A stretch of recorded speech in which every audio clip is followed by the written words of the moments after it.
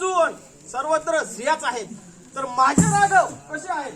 त्याने शतकोटी जरी अपराध केला आणि तो जर अशा अनन्य भावाने शरण आला तर त्यावर जास्त प्रीती ठेवतो व ममताही करतो. म्हणून माझे आहे त्या प्रभू रामचंद्रा शरण जा आणि लंकेचे राज्य सुखाने कर.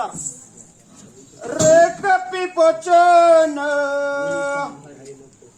बोली संभारी मूडन जानसे मार सुरारी कहून जनाम जान कर भाई कहत तशन माननी ताई.